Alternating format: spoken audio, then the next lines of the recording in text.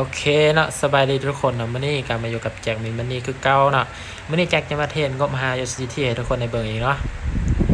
โอเคมาเบิ่งแทงตัวนี้เลยทุกคนแจ็คจะออเดอร์แล้วนะ2 USDT มันพยายามลงว่าแต่ว่ามันลงบ่ได้ว่ะแจ็คขอซื้อแล้วออเดอร์นี่เนาะซื้อ2 USDT เนาะ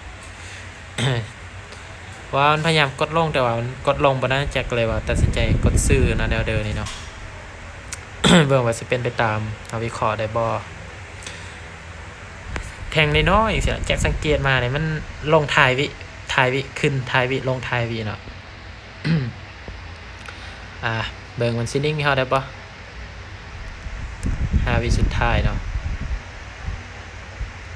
โอเคเนาะวินไปทุกคนเดินที่2เนาะแจ็คจะขอออก1จำเก่าแล้วเนาะจะขอออกเดิน1จำเก่า โอเคมาเบิ่งออเดอร์ที่2กันทุกคนวิเคราะห์ยากเนาะกราฟแบบนี้วิเคราะห์ยากบอกเลย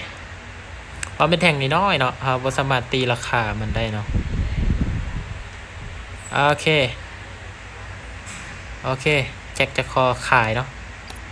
แจ็คคอขายแบบนี้เพราะว่ามันลงมาฮอดลุ่มเลยเนาะมันทิมใส่มันขึ้นไปอีกมันถึกกดลงมาเองเนาะจนว่าเป็นแดงเนาะแจ็คก็เลยว่าขายเอาเลยเบิ่งว่าสิลงแดงให้ได้บ่10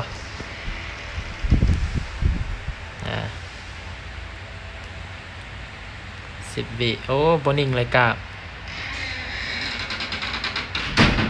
นิ่งได้บ่วิสุดท้าย โอเคสวยงามทุกคนนะเดินสุดท้ายทุกคน1จำ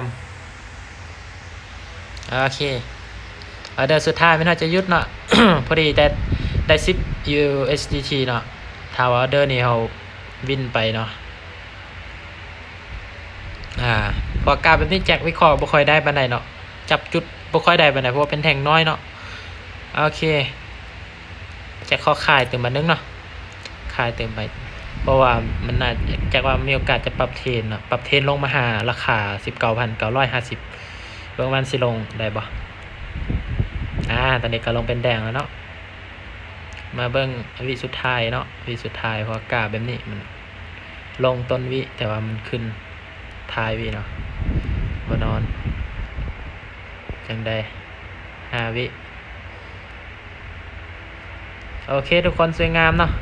โอเคแจ็คจะยุดเนาะโอเคถือเขาได้ตามเป้านะทุกคน สำหรับคลิปนี้นะก็มีแต่ซ้ำนี้เนาะโอกาสหน้าเจอกันใหม่เนาะเดี๋ยวแจ็คจะมาเทรนงบจากเรียนเนาะโอเคสำหรับวันนี้ก็ขอบใจทุกคนนะที่เข้ามารับชมฝากแชร์เป็น